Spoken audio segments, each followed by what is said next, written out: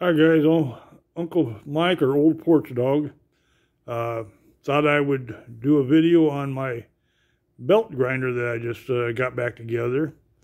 Had to take it apart and do some modifications to it, because when I first did it, these uprights here, this was a Brian House design. I didn't buy it from him, but I use his videos to make my own. But anyway, he tells you to make these at 10 inches tall, which puts your pivot point at 9. He says that'll clear most motors. Well, my motor isn't most. It was a 11 inches long. So I was hitting back here on this back corner, and now I've got about 2.5 inches of clearance. I made these what did I do? 13 inches tall, or 13.5, which puts my pivot at 12.5, giving me enough clearance to pass by that motor when she goes all the way over. Okay, now, well, it's all the way over. I've got about 4 inches, I guess, but that's not what you have to worry about. It's that corner. Let me show you here. Oh, before I get going, I was telling you I had to cut these off last night and do some grinding to flatten out the plate again so I could weld on some new posts. If you're doing some grinding with an angle grinder, be careful where all those shards are going, because I've got them all over inside my arm now, and my fat belly here has got a bunch of them in it. And I have these leather sleeves and gloves for welding that I didn't even think about, and until it was too late. Until I went in the house to wash my arms and realized that stings a little bit. But also, with your grinding, if you're like me, I have one of these blue towels hanging out of my pocket. Normally do when I'm out here in the shop, because you never know when you need to wipe your hands or wipe your, metal down or whatever. And if you're doing any grinding, yeah, those are jugs of water. That's to put myself out. I hate to tell you how many times I caught myself on fire.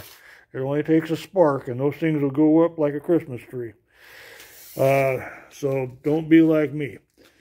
Anyway, let me get around on this side, and I can show you this thing running. Hit run, okay.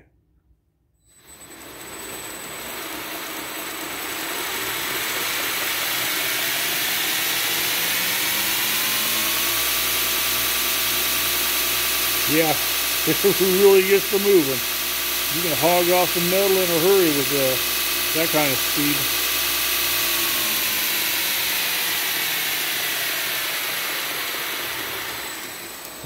Let's see, hit the off button there. Okay. In the future, this plate, yeah, it's a mini bike motor mount or go-kart motor mount. It's what I had. It'll end up being a 1/4 inch thick plate, and it'll also adjust up vertically and then down. Right now it's at a 90-degree angle, which is fine for most your work, but it's nice to be able to adjust it, and it will be adjustable later. Also, I plan on putting a tube down here, and that tube is going to run down into a bucket with a water bath, because that's not fun to walk on. Yeah, that's all metal filings. It wears out your tennis shoes, the extension cords. If you walk on your extension cords, it grinds that stuff into your cords. It's not fun to bring into the house either on the bottom of your shoes. So, yeah, I plan on fixing that problem. Also need to mount right now I got an extension cord here, and the cord plugs into the cord, or the extension cord, but I need to put a circuit breaker down on the bottom down here. And then also on my VFR here, that I will probably move to back behind the motor. And in front, I'll have, I'll be coming off of this thing here. They got some spots where you can come in here and tap in. And you can put your larger on-off button and a potentiometer like this here.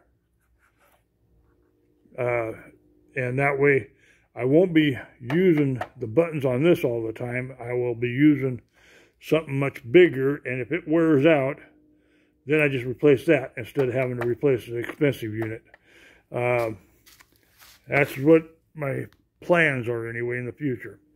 This is a handle here which slacks off my belt.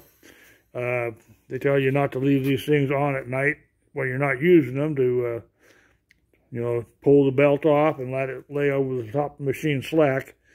And I plan on doing that, I guess. But anyway, before I let you go, I want you to notice the color of this thing. Yeah. Every vehicle being produced this year, car or truck, from any manufacturer, is that color. Battleship gray. The ugliest color that God put on this earth. And that's why mine's painted Battleship gray, is to remind me how much I hate that color. If you've ever worked in a plant, everything in the plant is painted gray or Ford blue. So talk to you guys later. Hope this helps you out if you decide you want to build one of these things. They are a nice machine to have in your shop. And if you're like me, I can't afford $3,000 to buy one, so I built one. Talk to you guys later. Bye.